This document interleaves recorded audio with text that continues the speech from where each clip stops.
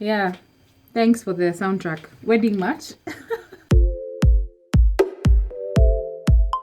This video, we're talking about the wedding and how that came about. He's already given you the...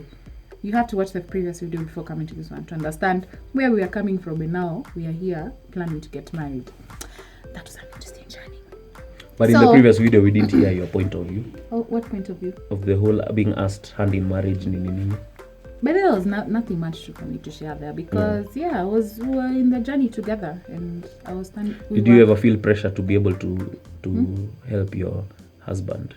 Help me. I mean, your soon to be husband, your boyfriend, because he had no money. Help in what sense? Like money.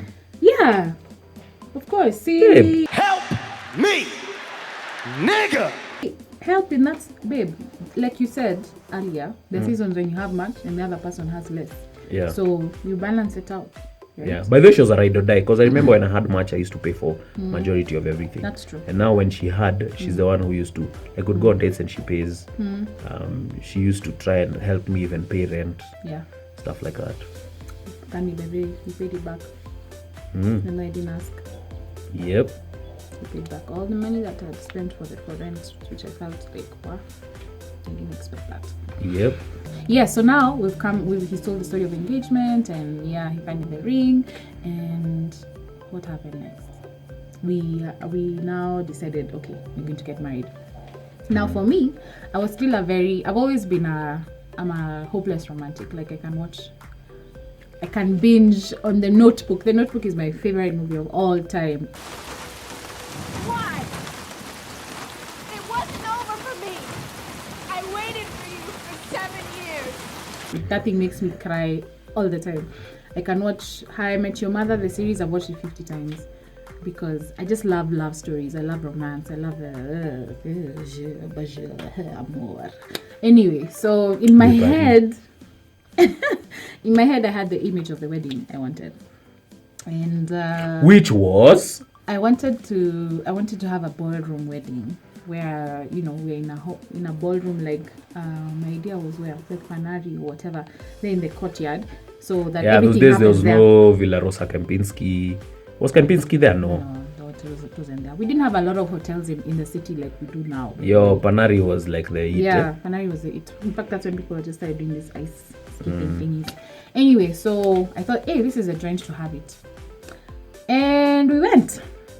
Now this is where reality versus fantasy comes into play, because now after we had the meeting, they showed us the facilities, they sent us the quotes, and I remember I think they were quoting about 2,500 or 3,000 per person and we wanted 300 people. So that's like 900 G's, close to 1 million. Bruh, we did not have that kind of money, and that's when now the shift happened in my mind. I'm like, wait a minute. Yep. Why do we want to spend all this money for one day? For what? And we wanted a 3 p.m. wedding. Yes, where guys just come eat, dance, and go home, and party and go home. So it didn't make sense to pay all that money for just an evening wedding. And yet we're starting our lives together. We have so many other things we need to pay, right? So that's when now I think George was just sitting like this. He's like, hey, do you, girl? When you ready, for real, I was. Come back. Yeah, for real, I was. Yeah. Because I tried to tell Karimi, I'm like, man, I've never been. I've seen people's weddings. I've seen the process.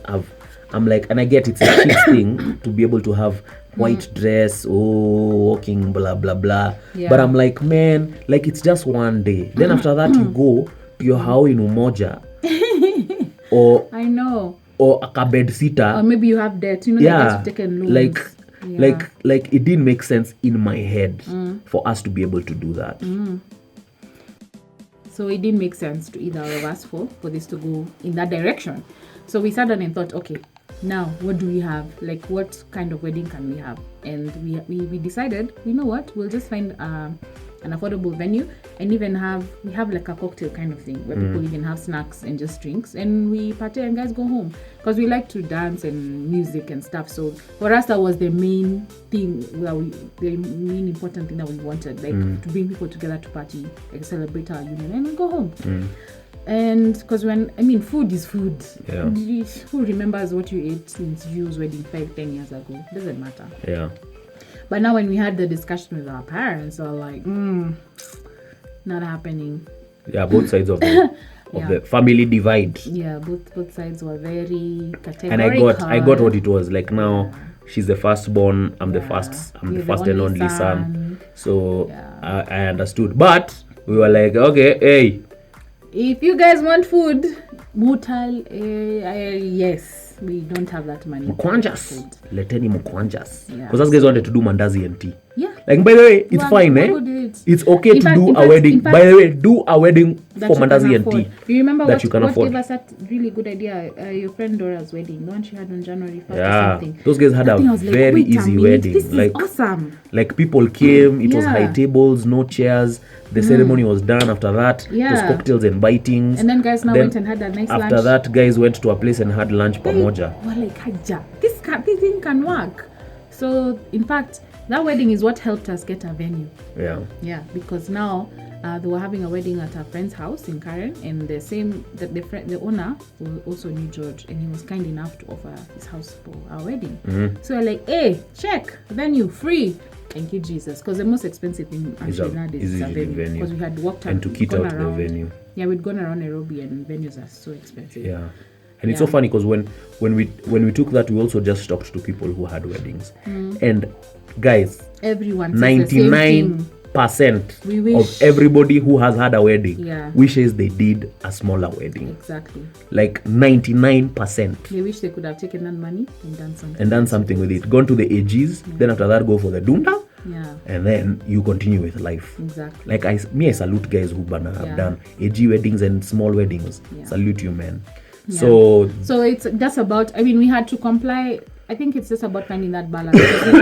we just decided to honor our parents and do things the way they wanted, and they were helpful enough to chip in financially. So where it was needed, all in all, we were able to make it happen. Friends and family came together, but then we didn't even have a committee. Our wedding was very easy. I've never been a believer in committee. Exactly. If you're watching this and you're planning to call me in your committee, don't do it, bruh. We'll show up and support you. So what we do is we show up and we commit to pay for an item. Exactly. That's what we do. Yeah. So and in fact, we also agreed that last year is our last wedding lineup. Oh yeah. Johnny, yes. Like we had already agreed, but then my boy Johnny came through and is like, yo, and we were like, yo. We were happy to. It was a beautiful wedding. That's a year ago. But any lineups, man. Like so, but also at the same time, I think it's also good to note that there's a whole wedding industry, True. And so the people in that industry are in business, and so they'll advocate highly for you to have a big wedding day. True.